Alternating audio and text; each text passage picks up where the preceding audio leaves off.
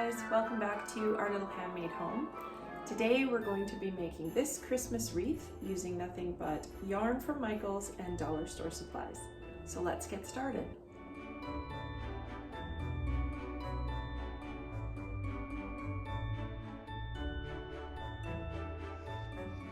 So we're going to do a second version of this wreath as well. And again, I'm going to be using mainly supplies from the dollar store, except for this same yarn that we just used, which again came from Michael's, Loops and Threads Cozy Comfort. I will leave links down below to either the products I'm using or similar products so that you can find your own. The other things I've brought out this time are the glue gun. I have some ornaments, and I have a 14-inch wreath ring. Now, if you remember, these are the rings that I used for my fun Halloween Mickey Mouse wreath, and I'll leave a link to that project below as well. So to start with, we're going to go ahead and we're going to wrap our wreath ring using the yarn that we just used. Now, in this case, obviously, I'm not going to pin it in place. I'm going to feed it through here, so that I know that where I start and end, this is going to be the top of my wreath. So I'm just going to feed it through and then start wrapping.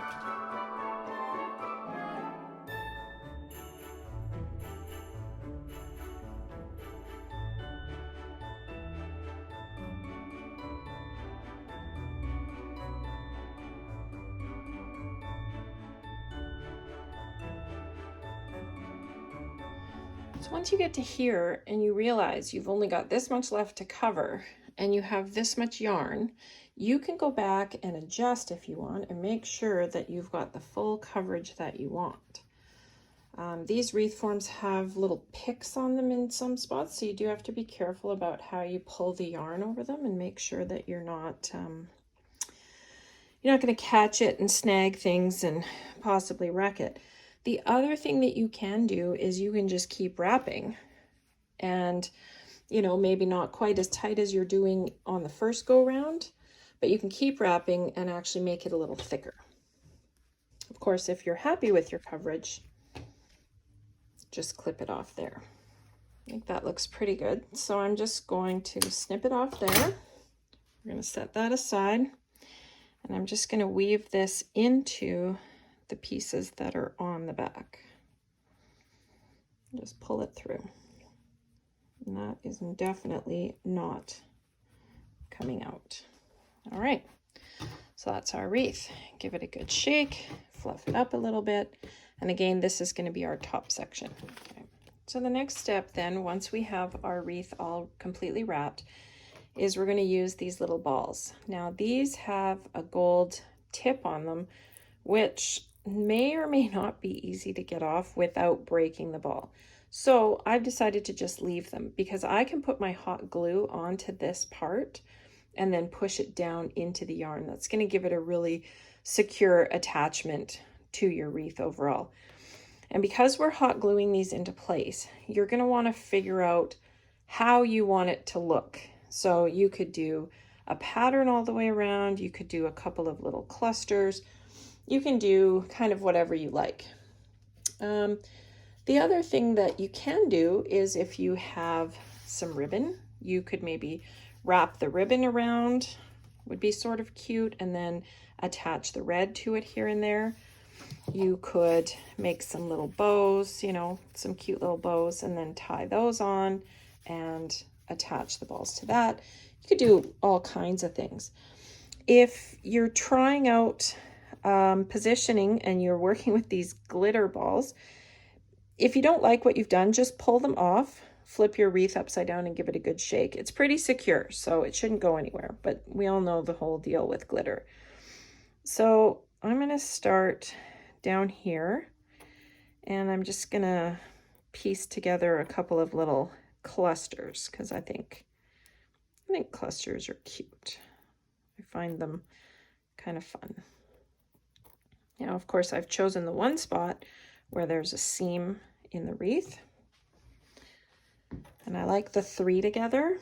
So I could do maybe a single one here. And I could do a single one up here opposite a 3. maybe a single here. I do like some symmetry. I could do a little trio here.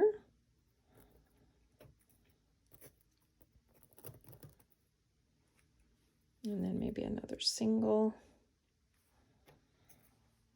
And a little trio over here.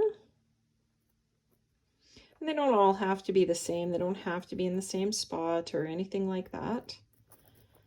Just get them where you like them, where you're happy with how it looks. And I think that's pretty good. It actually makes me think of a pie. And maybe, you know what, maybe I will turn this into a trio up here because I think that's cute. Of course, if they fit in between if they fit well down into the yarn, then they're just going to stay that much better when you hot glue them. There. I think that's kind of cute. It really does make me want to have strawberry shortcake. So once you're happy with the placement of what you have, just take your hot glue gun, and you're not going to need a ton. Just put some glue on there and pop it in. And you know how hot glue goes. It's going to dry really fast. So just put them where you like.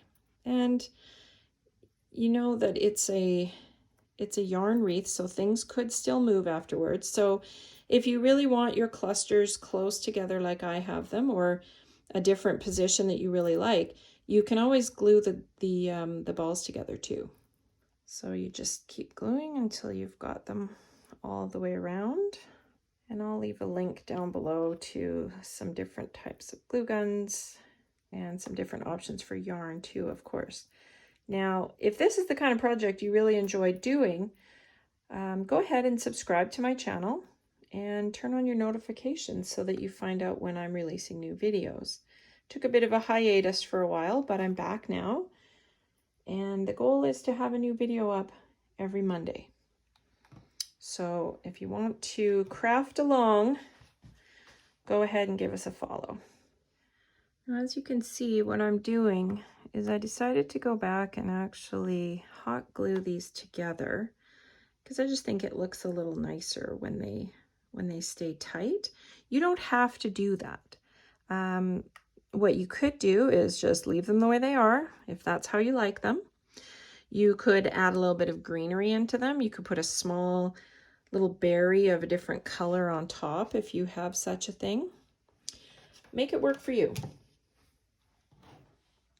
I think that looks really cute like that. Okay, once you've had a chance for your glue to set, double check that you didn't miss any of them. Make sure that it's in there good and tight. And then you can decide if you want to add any more embellishment at this point. If you want to add ribbon, or if you have a little decor piece that you want to add. Something like this little sign that I picked up at the dollar store might be really cute in the center of something like this. That could be something that really fits your decor. If you're going to use something like this, make sure that you're hot gluing really well and make sure that you've secured it, because these are heavy and you don't want them falling off the inside of your wreath. So after looking at this for a few minutes, I decided that I needed a little more. So I dug back into my stash of things I picked up at the dollar store, and I have another set of ornaments, silver this time.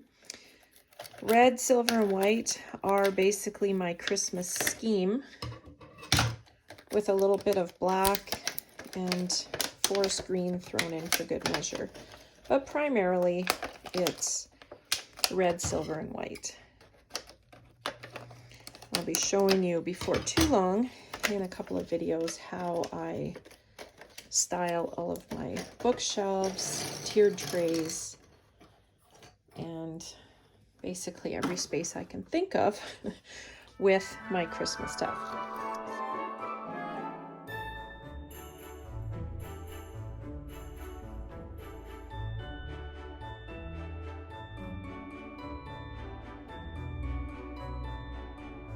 So once you're happy with your placement, go ahead and do as we did before and just hot glue them into place.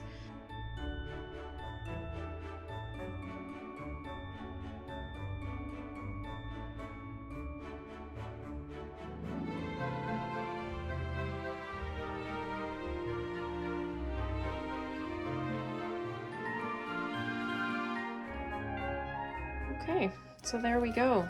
We have another wreath completed using just dollar store material and inexpensive yarn from Michael's. So for under $20, we've actually created this wreath and this one.